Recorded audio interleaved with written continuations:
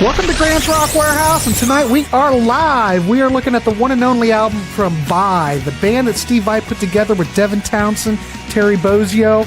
Wow, what a record. But we're going to take a look at it. Is it worthy for you? All right, let's do it. Grant is changing the world one track at a time on Grant's Rock Warehouse. Now, we are bound to get to some Steve Vai talk, and ladies and gentlemen, we're talking some Steve Vai. Now, this was brought up by Byron. Byron brought this up, and I said, hey, yeah, because this is the one and only record. I mean, yeah, this could be considered the third Steve Vai solo album because, well, it is to some degree.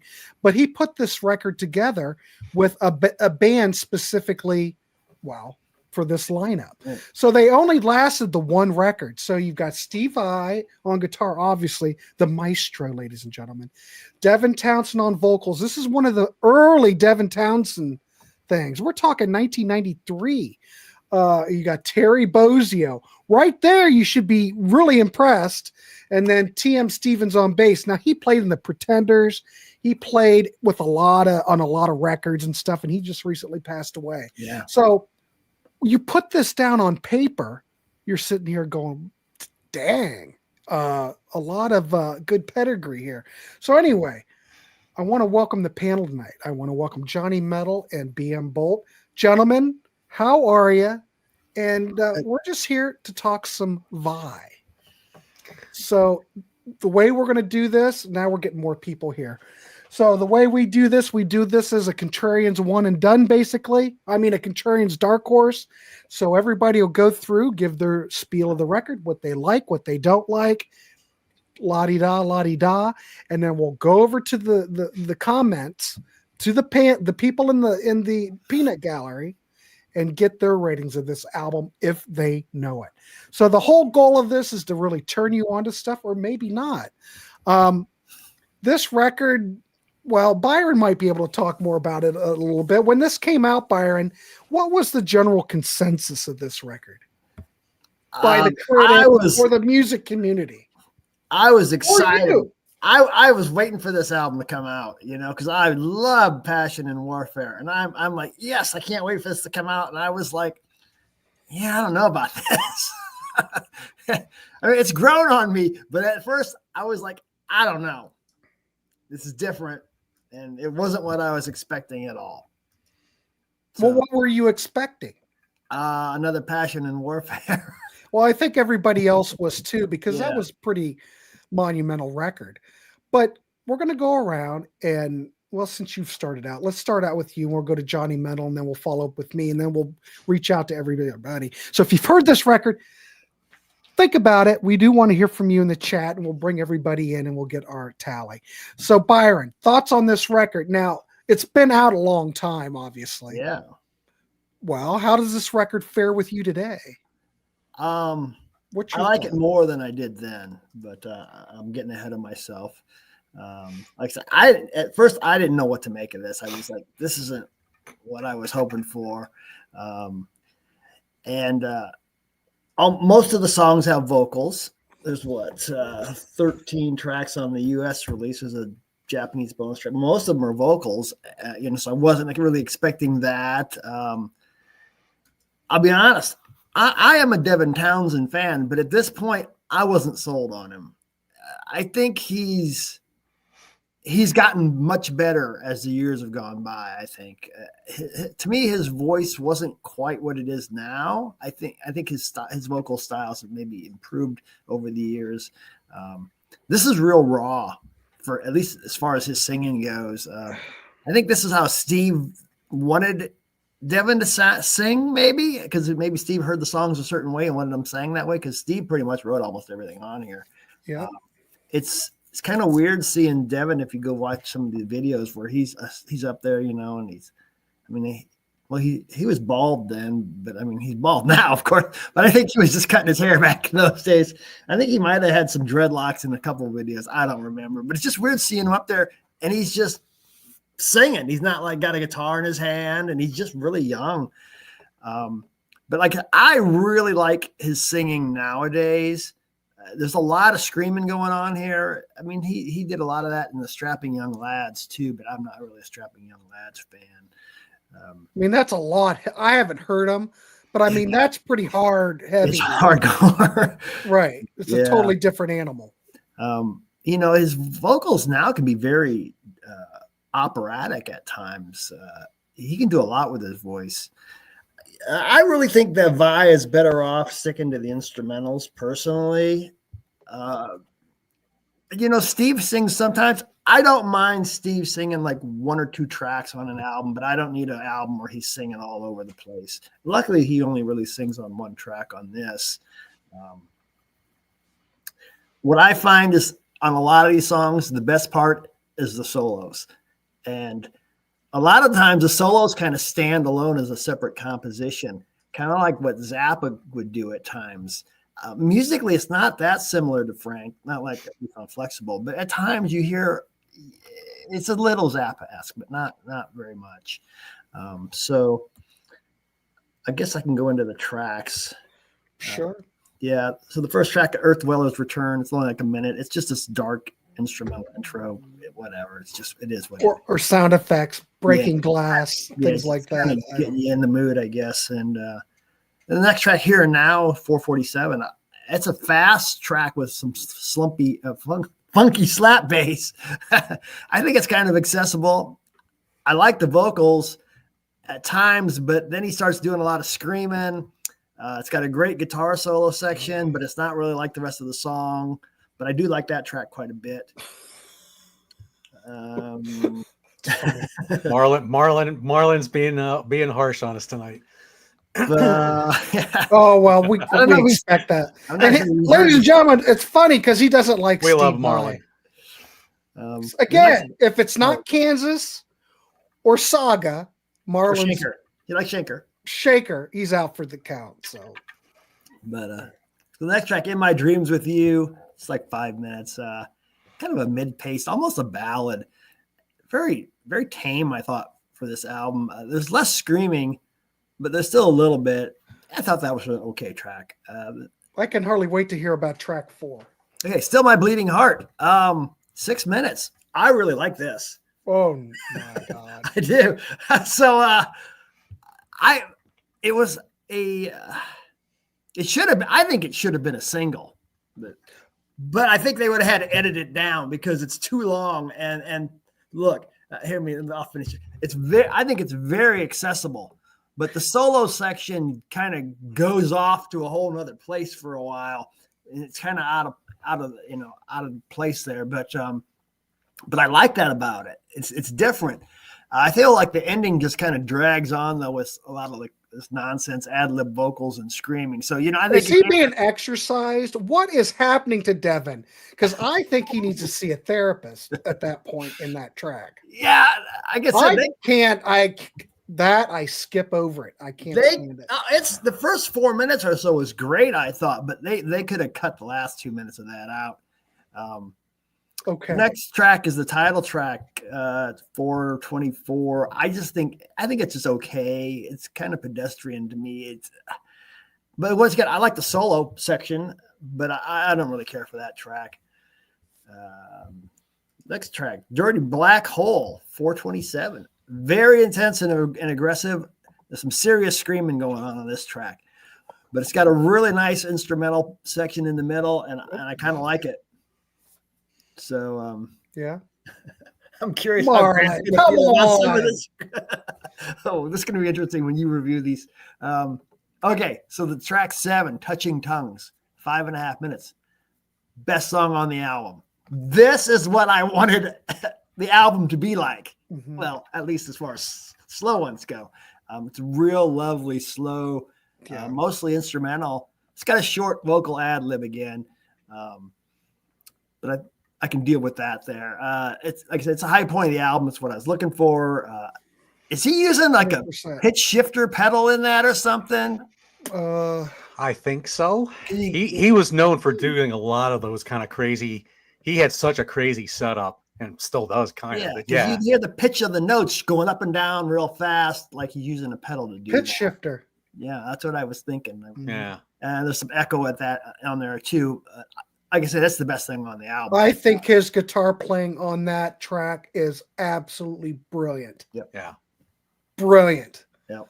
Oh, really? To be quite Really? honest, I know I'm jumping around. Go ahead. Jumping in. That track is worth the price of admission. I think. Absolutely stunning stuff. It is.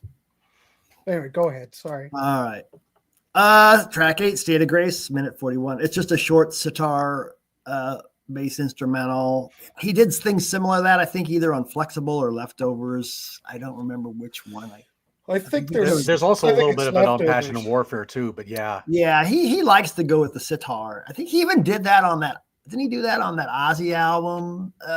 He's got maybe. He's just playing like a choral sitar, right? That's what he's using. Yeah, right? for the most part. Yeah. Yeah. I like it when he does that and stretches out like that. I love Steve Vai, so you're gonna really Marlon. What you're saying, go ahead. Track 9, Survive, 446. It's kind of funky and primal at times. It's got a decent chorus, but I didn't think it really stood out. Track 10, Pig, 336. Devin wrote these lyrics. I don't really care for it, really, though. I think there's a few things in there instrumentally that are pretty good. And my note was that maybe they should have looked into developing it more as an instrumental because it just didn't do anything for me. 11, The Road to Mount Calvary, 2.5 minutes. Another dark, moody instrumental with sounds of mechanical hammering and screaming. I don't know if it has anything to do with Jesus being nailed at the cross. I doubt it, but the title makes you think I don't know. that, but I'm just reaching there. Okay, track 12, Down Deep Into the Pain. This is 8 minutes. It starts out with a woman in labor screaming, followed by this real fast solo, which is good. I really like the verses on this. I think that the pre-chorus is just a little over the top with the screaming. But then the chorus comes in and it's not quite as harsh as far as the vocals go. It's got this real good extended solo section in the middle, which is about 3 minutes long. I'm getting ahead. I like the extended solo section. It's really good. The last 3 minutes is kind of a collage, a little Zappa-esque at times. Ends with they're back in the delivery room after the baby's been born because the woman was in labor at the beginning of the song. And so you hear the talking about that stuff. What? No, not you. I'm Mike, who's okay. You're fine. Keep going. Yeah, my other notes, I kind of prefer the first 5 minutes of that track, so maybe they could have shortened it a little bit. Last track on the American is Rescue Me or Bury Me. It's 8:25. It's got about a minute acoustic intro, and then Steve comes in and sings over some dramatic piano playing for another minute. And I think it's a nice change of pace that Steve's singing here. Maybe he'd been better off singing earlier in the album as a break. But it's a good ending. It's a good song to try and wind the album up with. But it is a nice change of pace. After that, we get into some, I'm going to call it electric guitar noodling. But it's incredible. It goes on for 4.5 minutes, and there's you get some piano flourishes and a little bit of drums and keyboards in the background. But it's mostly just Steve just kind of going off solo wise. I don't have a problem with that. Steve sings a little bit more at the end, and then the last minute and a half or so is just a little more instrumental to round out the album. Like I said, the Japanese had a song track called Just Cartilage. It's 4.5 minutes. It's not on mine, but I've got it on my I don't have computer. I just got a regular. Dylan wrote the lyrics. A lot of screaming again. It's decent. Got a good solo. That was all. It wasn't a great track, but it sums up most of the album really. Yeah, I'm gonna grade this. Okay, all right, hold on. Let me get everything prepared. Go ahead. Give your spiel. I'm gonna go with a 7.5.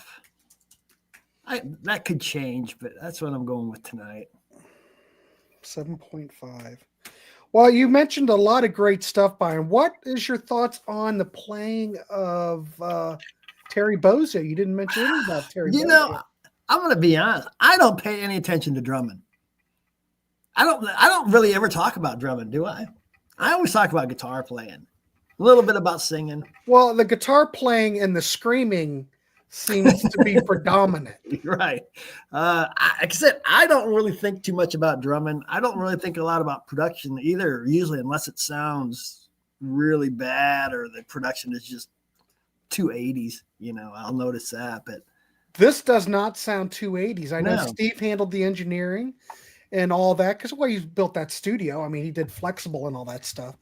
Well, anyway, I'll get to my scoop, but 7.5, I don't think that's a bad rating. No. Do you think this album came out at the wrong time? Because I don't think it did.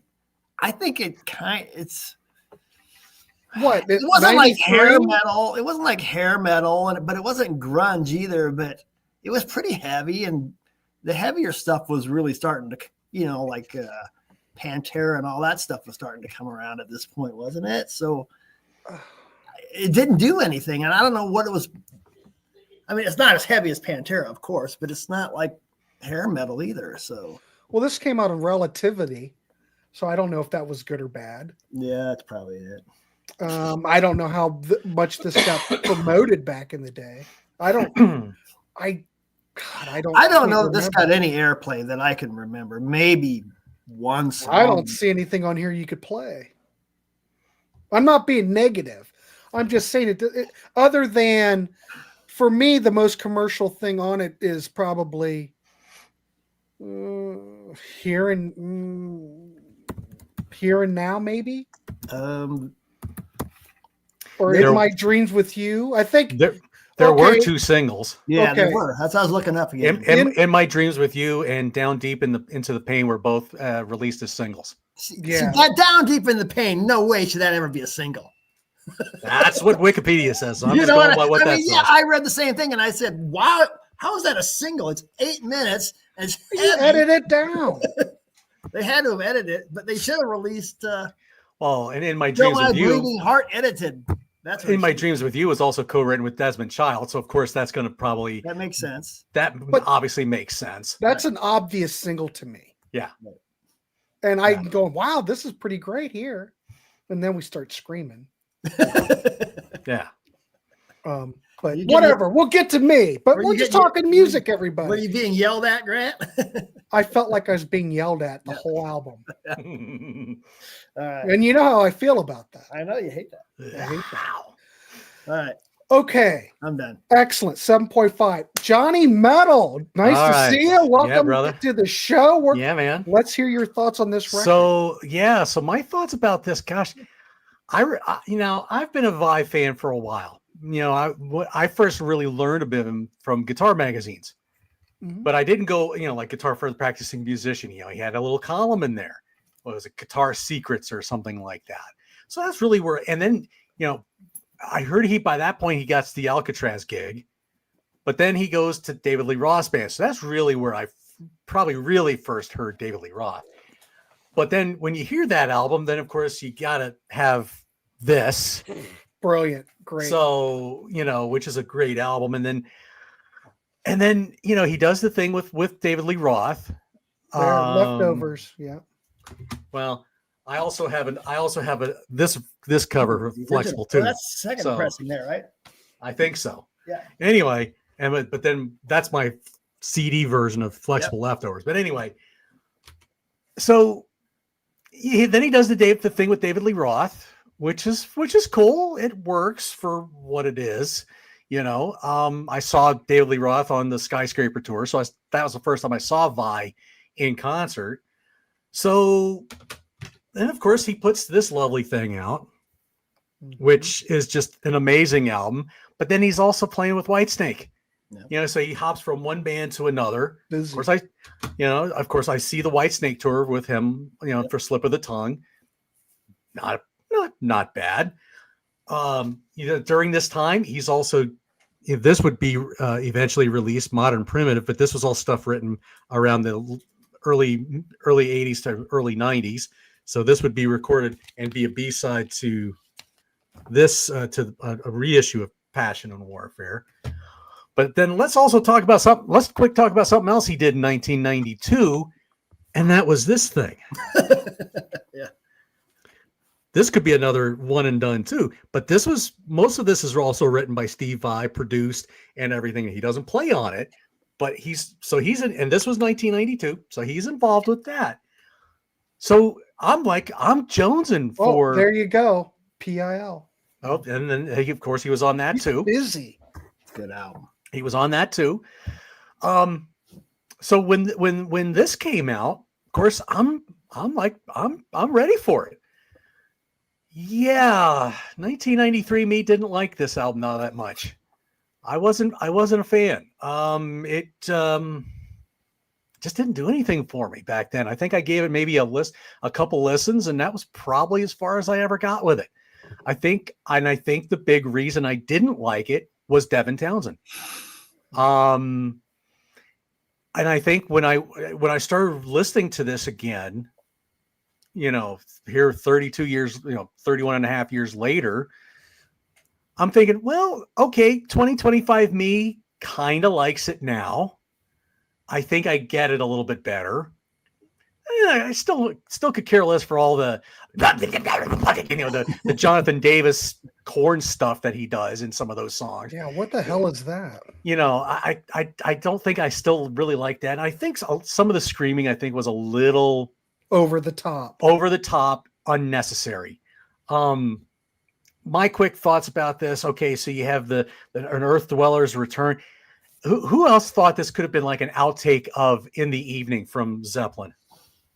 When you hear some of those, that synthesizer opening, mm-hmm. kind of has that the way In the Evening kind of brings in. Yeah, I don't know. I liked Here and Now.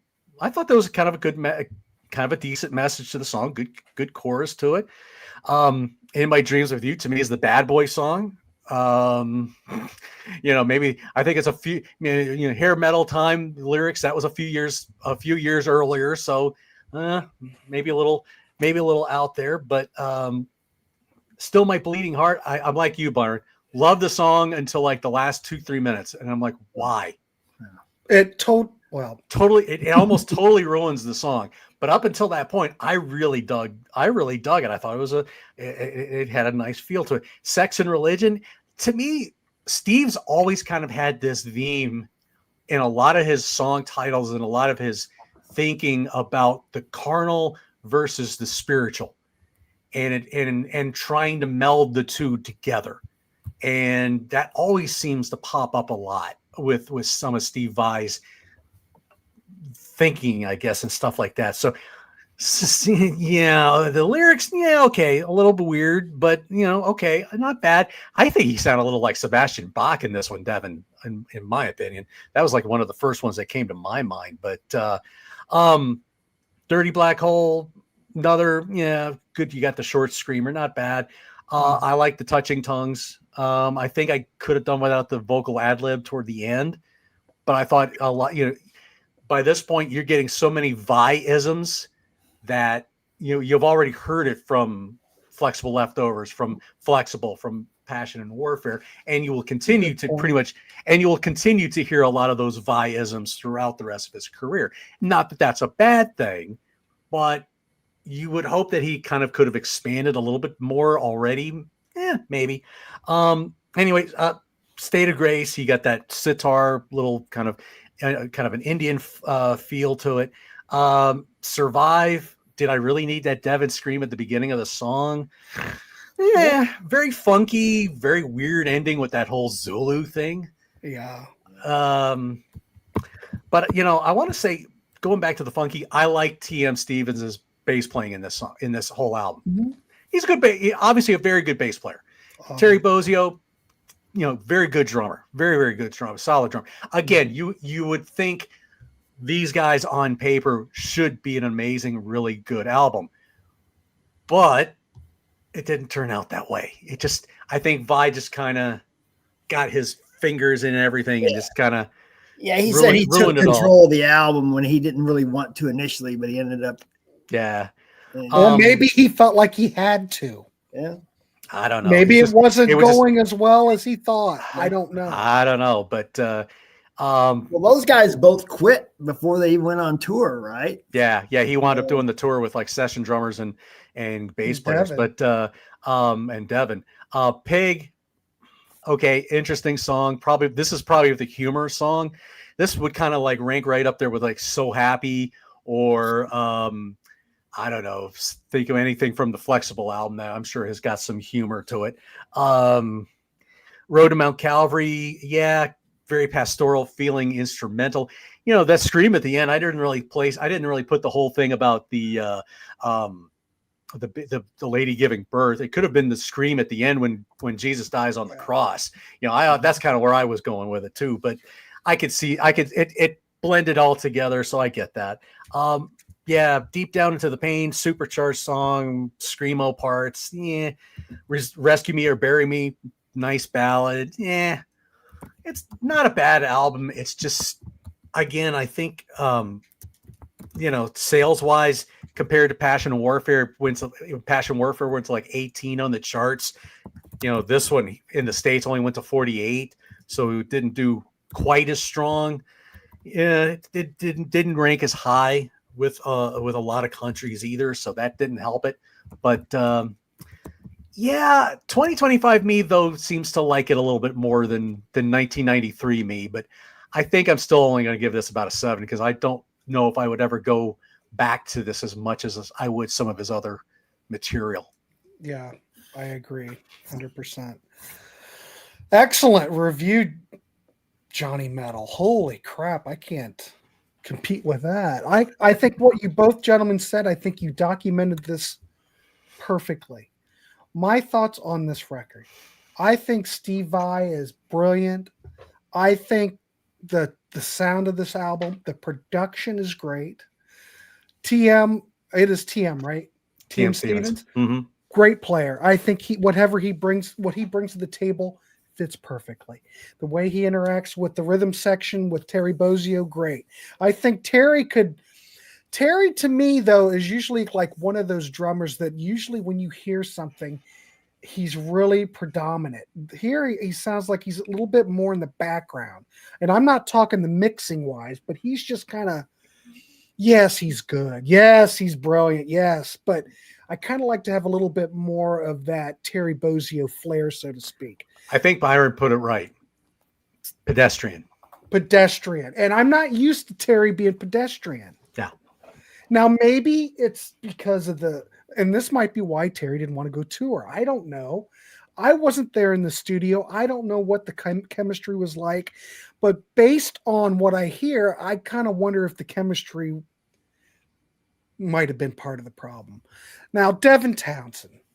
I know a lot of people appreciate his work, like what he's brought to the table on many projects. I don't care for Devin Townsend on this project. For one, he seems to be outside of his lane a lot. It's like, I don't know if it's Steve says, okay, Dev, why don't you scream on this song? But when he's screaming, it doesn't seem to fit the track to me. It seems out of place and excessive. It sounds like he needs to be singing death metal or something, but even that, I don't find that his voice is all, to me, it just, something's lacking. And I don't know if it was Steve not taking enough reins in the studio. I don't know what it is, but something's off. There are some great things here, though. I would have to admit. I think the single, In My Dreams with You, is great. Still My Bleeding Heart starts off great, like Byron says, but at the end, it just falls apart with Devin Townsend screaming at me. And I don't like people screaming at me. And I just felt like, well, you could stop this at any point, Dev. But no, it goes on and on. It's excessive. I don't understand. And I don't know why he was picked for this project. Because it seems like this isn't a heavy enough album for him. Now, I haven't heard any of his solo stuff. I'm not a Devin Townsend guy. He's Me on my either. radar. Nobody that I know's ever listened to him. The only person that I knew you are it. I don't know. He's been talked on Pete's channel. I've heard him talk about it, but I really haven't heard anything that made me want to go out and buy. I'm going to check out recommend. more. I'm going to recommend one album to you that Okay. you should check out because it's pretty accessible for him and it's very. It's very catchable at times, very catchy. And well, where's the catchiness? What about that record's different than this? Because this vocally does not appeal to me at all. No, I'll send you a link to one you need to check out. All right. So it just sounds like to me maybe the chemistry is off because obviously we didn't continue on with this lineup. And like we said on paper, this makes total sense on paper. You look at this and go, wow, man. I would want Terry Bozzio to play Steve Vai all the time,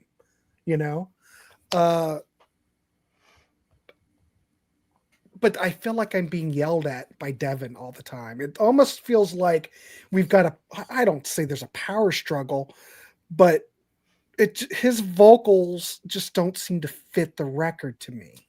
I think we needed someone. I don't know. I think he was the wrong choice. That's the way I look at it. Even though he went on a tour, but who else is going to sing this stuff out on tour? So based on that, and I'm trying to look at this record by itself. Again, anything where Steve Vai is playing guitar, I'm in. I love exactly what he does here. I love the way the record sounds. Yeah. I just don't think, for me, Devin's not the right guy for it. Yeah. There are plenty other better singers out there and better than this. Okay. So if I'm going to give this a rating, and then we want to go to everybody in the Peanut Gallery who has heard this record and give us a rating. We got 47 people watching. I'm good with that. That is awesome. And I do want to thank everybody for tuning in and listening to us spout off about crap. But anyway, I appreciate it. So I think I could probably, oh God, how do I want to? And I've been struggling with this all day. How would I rate this? Because on paper it looks good. I'm probably going to give it a 6.5. Would I return to this record? I mean, anything that Steve Vai touches, Terry Bozzio, it can't be bad. I think it's Devin that brings it down for me. I think I'm comfortable giving it a 6.5. Not great, not terrible, but considering who's on it, you got to give it something. Okay, Ashley, we got a 6 out of 10 from Ashley. All right. Well, that's the lowest thing yet. Nobody's heard it, probably. Well, I don't know. Freaking Steve Vai, I thought everybody be. Elder said he saw Strapping Young Lad at Ozfest and it was very noisy. Man, Well, they're this hard. is noisy. That's hardcore. Yep.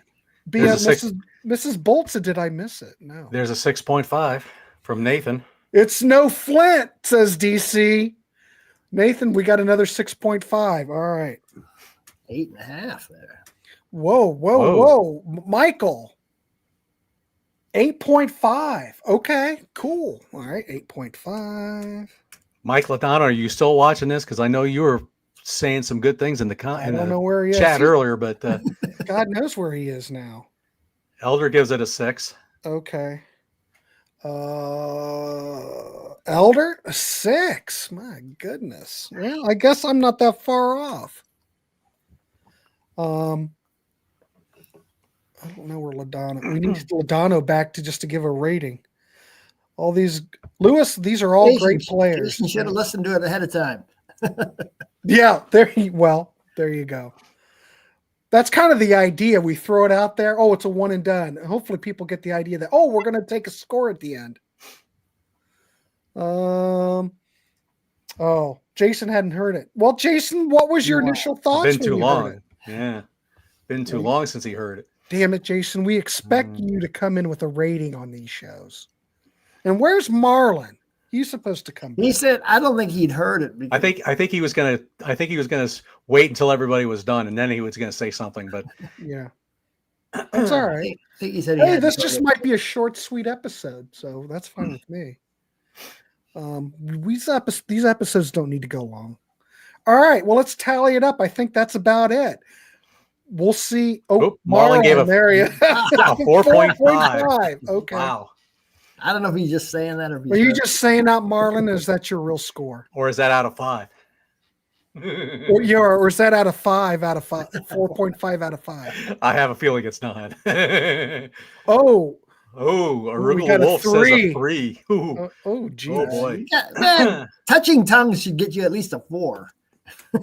Okay, so we've got a 3. Oh my. Okay. All right. Well, hey, That's if you gonna don't drag like it it, down. you don't. It might drag it down a bit. Marlon says out of 10. All right, cool. Anybody else have anything for? Oh, look at this. For Steve Vai, this is embarrassing. Oh my. Oh, Ernesto gives it a 6. All right. Ernesto gives it a 6. Okay. Kyle, that seems to be the problem with everybody. Everybody's heard it once or twice years ago, and nobody else remembers it. I'm not sure if this is one we could recommend or not. It just depends. Well, let's say this. I'll throw it out. If you're a Devin Townsend fan, like Byron loves Devin Townsend. He's got all of his stuff. He loves it. I like it though. You like it. How does this compare with? I mean, is this good Devin Townsend for you? This is better than Strapping Young Lads, in my Okay. opinion. He's got a lot of solo albums, and some of them are like Lewis is going to give it a 7. his solo albums can be all over the place. And I would say that most of the solo albums are probably better than this, but not all of them. All right. Cool. Excellent. All right. Let's tally it up. I'm good with this. It's all over the map. So if we calculate everybody's score together, we come up with a it's right where I thought it would be. We got a 6.2 out of 10. And I said 6. So, or did I say 6.5? What did I say? I think you said 6.5. 6.5. So we're in that A little under. range. We're in that range. So I feel pretty good with my score. Yeah. I did like to mention that Bad for Good earlier. That was a good Yes. album. But lyrics were very juvenile. Oh, extremely juvenile. And Steve Vai wrote most of those lyrics, but yes. Oh, very Ken's going to juvenile. go. Well, I can add you, Ken. I can retaliate. That 6.5. won't change it much. No, it won't. But No. I'm adding it in there. So we can be accurate, Byron. It's still a 6.25. So we're good. There you go. Hey, don't be sorry. No, We're just don't be sorry, talking everyone. music. That's what this is about. That's right. Steven got the Loud Lion CD today. Oh, yeah. And then, Mick's got a 6.2. Yeah, you're Well, not he says 6.2 is not Oh, invited. it's not inviting. Yeah. Yeah, it helps if I read. No, it's not. Pick it up if you find it cheap. If you're, Yeah. I'd say if you are a completionist. Is that a word? Yes. Yeah, you got Yeah, if you're a completist, yes. Completist. Yeah. Or Otherwise, a completionist. otherwise, just do it like I did when I was listening to this and just listen to it on Spotify. Listen to it on Spotify. Vi in the 90s. Yeah. Yeah. All right, cool. Short and sweet. I like it. We went 40 minutes. 47 people are still watching. I want to thank everybody for tuning in. I want to thank Johnny Metal and BM Bolt for co-hosting this event with me.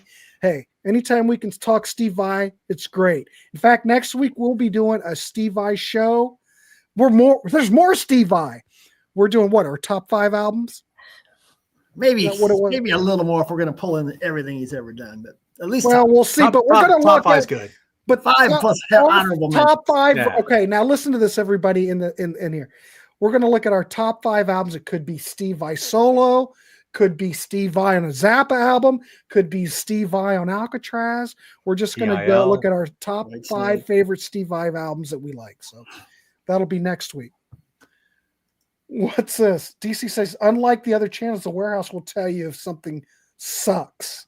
Well, everybody, we're all on this show together. Yep. So it's not just me. We're all voting. So that's what it's about, turning people on to stuff. All right, gentlemen, we'll see you. Everybody keep it clean and, wrap the rascal. And we'll see you.